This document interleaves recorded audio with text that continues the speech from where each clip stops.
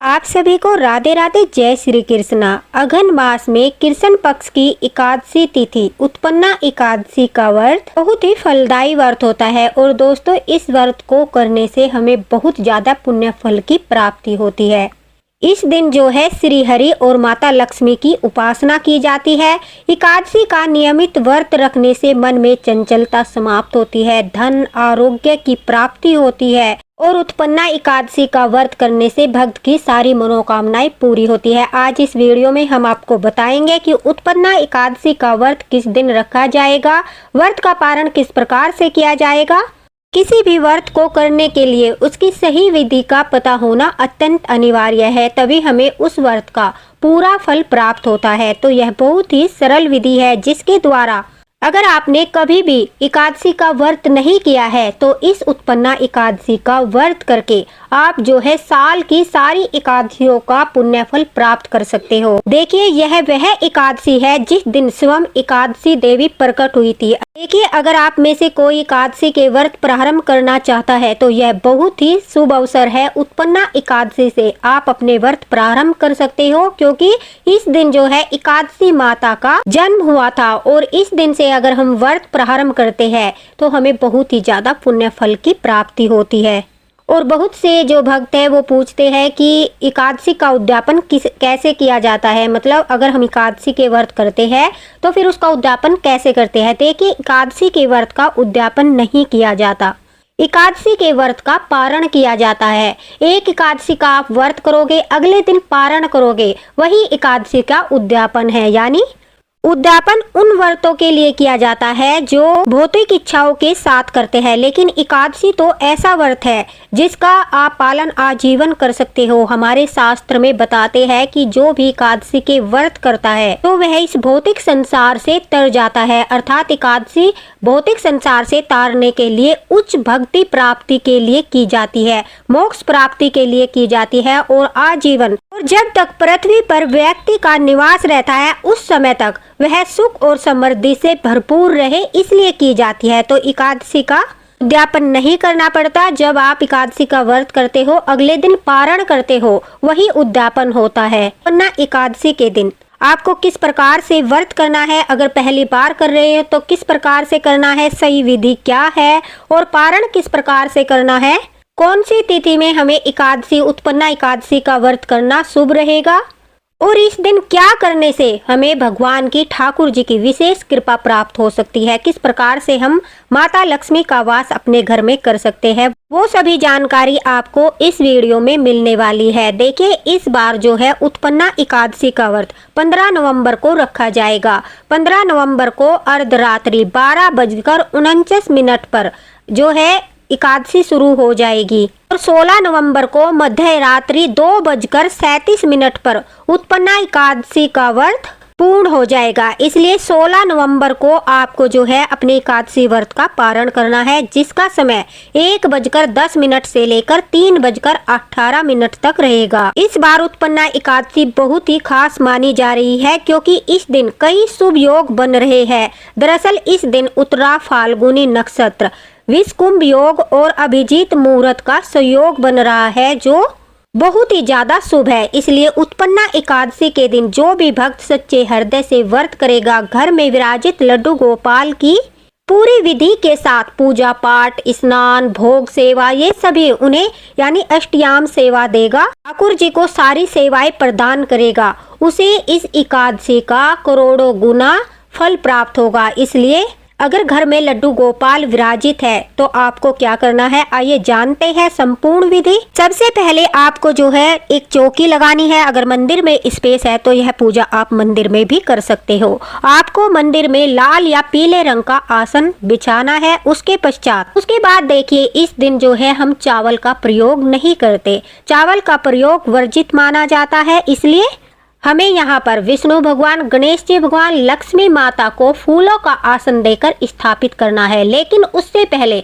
अगर घर में लड्डू गोपाल विराजित है तो इस दिन लड्डू गोपाल को शंख में पंचामृत के द्वारा स्नान कराने से बहुत ज्यादा फल प्राप्त होता है। मैंने जो है अघन मास में लड्डू गोपाल के स्नान की सेवा का वीडियो डाला था, जिसमें मैंने बहुत सारी विधियां बताई थी कि किस प्रकार से लड्डू गोपाल को स्नान कराने से अघन मास में पुण्य फल प्राप्त होता है। तो उसी में मैं ठाकुर जी को शंख से स्नान करना भी दिखाया था, आप वह वीडियो देख सकते हो।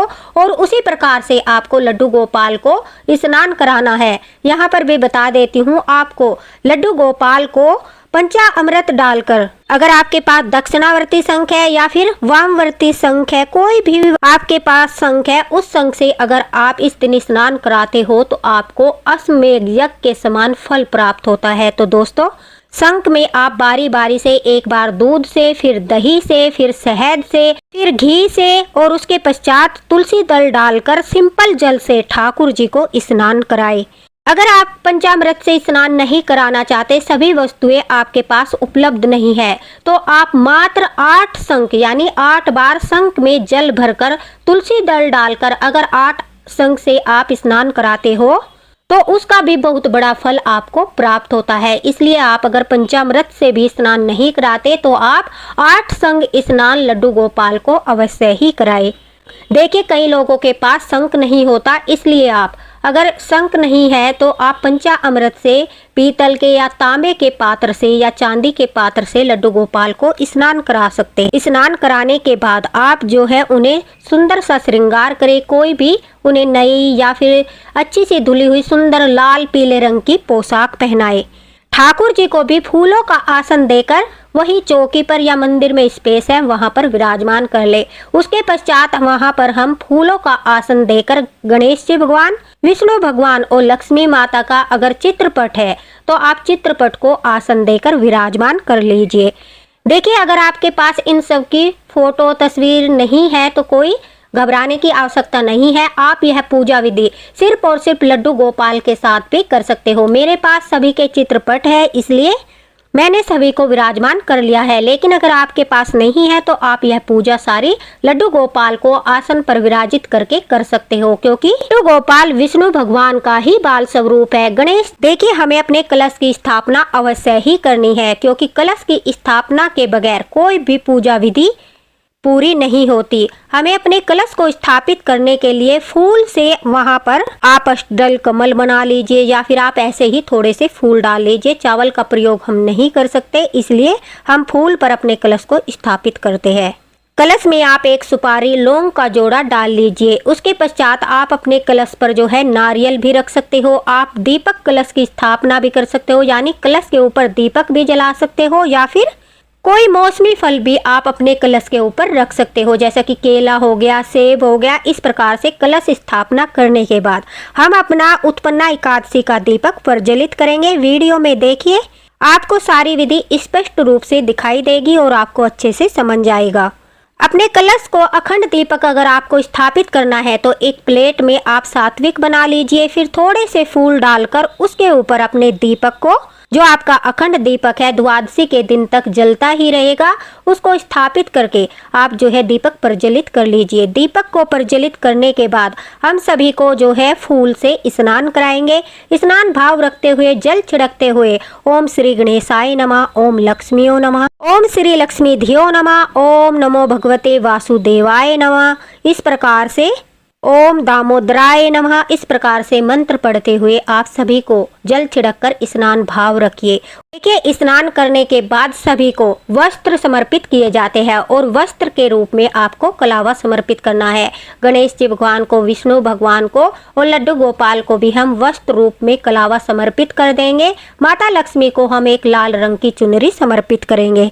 उसके पश्चात हम सभी को फूल समर्पित करेंगे। आप पीले रंग के फूल उत्पन्ना एकादशी के दिन अवश्य ही समर्पित करें, उनका बहुत ही शुभ फल प्राप्त होता है। फूल समर्पित करने के पश्चात सभी को हम चंदन से तिलक लगाएंगे। अगर आपके पास रोली है तो माता लक्ष्मी को हम रोली से तिलक करेंगे और अपने कलश पर भी हम एक चंदन से सात्विक बना लेंगे।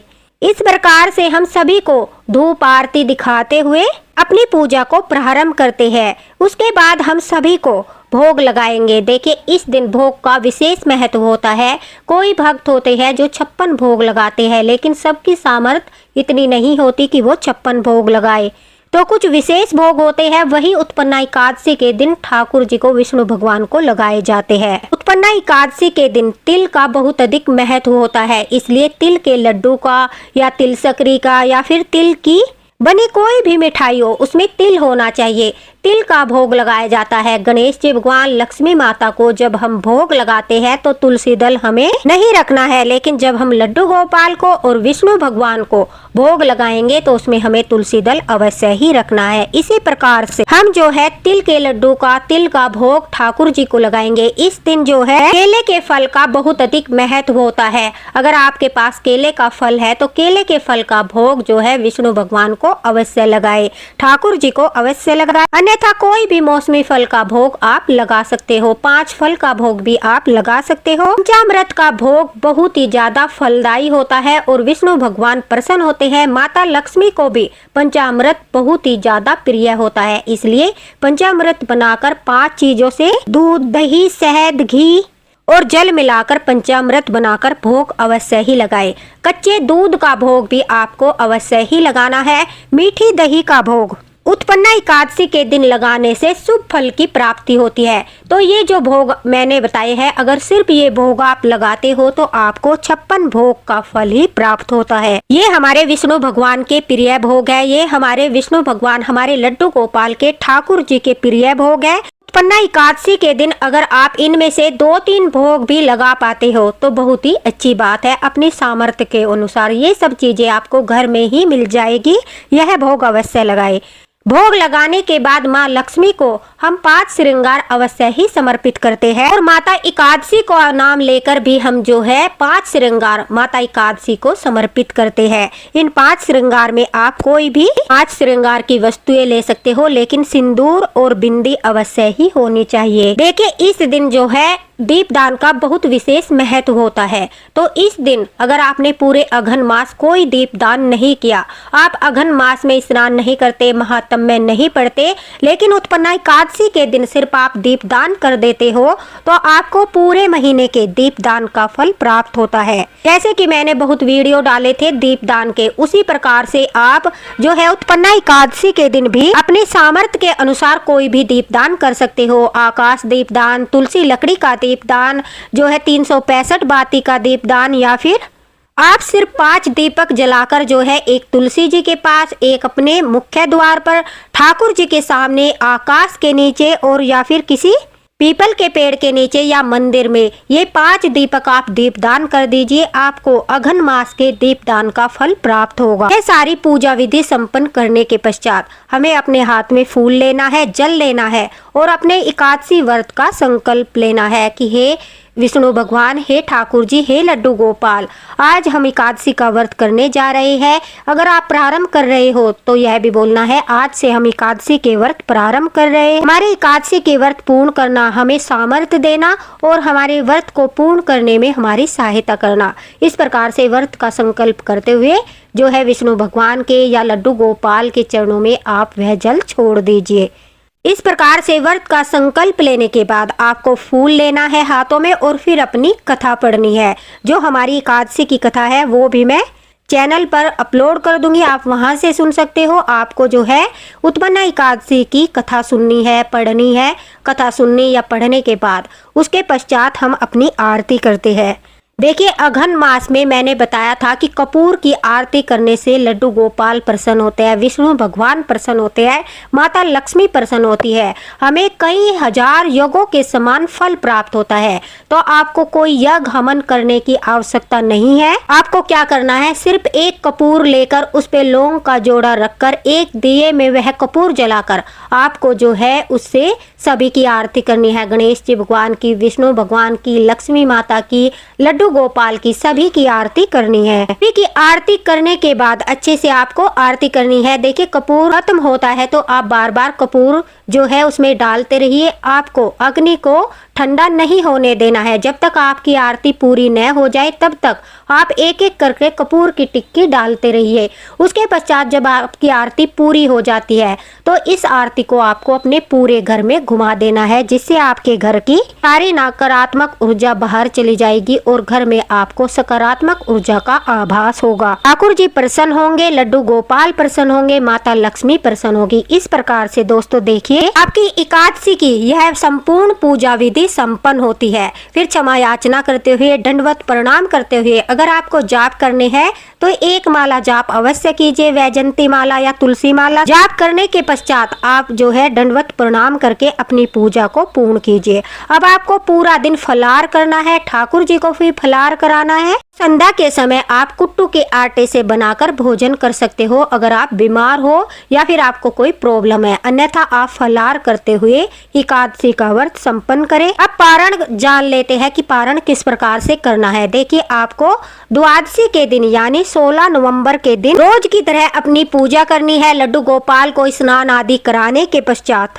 आपको द्वादशी का दान निकालना है। उसमें आपको एक थाली लेकर, जैसा आप वीडियो में देख रहे हो, गुड़ का दान करना बहुत ही ज्यादा फलदायी होता है। यह दान आप अपनी सामर्थ्य के अनुसार कर सकते हो, मतलब मात्रा अपनी सामर्थ्य के अनुसार कर सकते हो। आप जो है किसी कटोरी में, छोटे पात्र में निकाल सकते हो, आपकी सामर्थ्य है बड़े पात्र में निकाल सकते हो, आपके सामर्थ्य है तो 1-1 किलो, 1.25 किलो के हिसाब से भी आप यह दान कर सकते हो। अन्यथा आप एक थाली बना लीजिए, उस थाली में आपको पहले गुड़ रखना है। चावल का दान आपको अवश्य ही करना है। मूंग की दाल का दान भी करना बहुत ज्यादा फलदायी होता है। थोड़ी सी चने की दाल का दान भी द्वादशी के दिन आपको अवश्य ही करना है। देखिए खिचड़ी यानी चावल और मूंग की दाल को मिक्स करके आपको यह दान अवश्य ही निकालना है। मीठे में आप चीनी, शक्कर या कोई भी मिठाई रख सकते हो, आपको यह दान भी अवश्य रखना है। मसूर की दाल या काली दाल का दान आपको नहीं करना है, सिर्फ आप मूंग की दाल, चने की दाल का ही दान कीजिए। अगर आपके पास है तो सफेद तिल का दान भी बहुत फलदायी होता है, या सफेद तिल से बने लड्डू या कोई भी तिल सक्री वगैरह थोड़े से आप अवश्य ही थाली में रख लीजिए। अपनी सामर्थ्य के अनुसार आपको दक्षिणा लेनी है। 10 रुपए, 20 रुपए, 50 रुपए या फिर 101 रुपया, जितनी भी आपकी सामर्थ्य है उसके अनुसार आप जो है दक्षिणा रख लीजिए। फल का दान भी करना बहुत ज्यादा फलदायी होता है। देखिए दान का अर्थ होता है जितना हम द्वादशी के पारण में यानी एकादशी के व्रत के पारण में द्वादशी के दिन दान करते हैं तो उसका 1000 गुना होकर हमें वापस मिलता है। इसलिए पारण के समय जो है अन्न, धन, फल का दान करना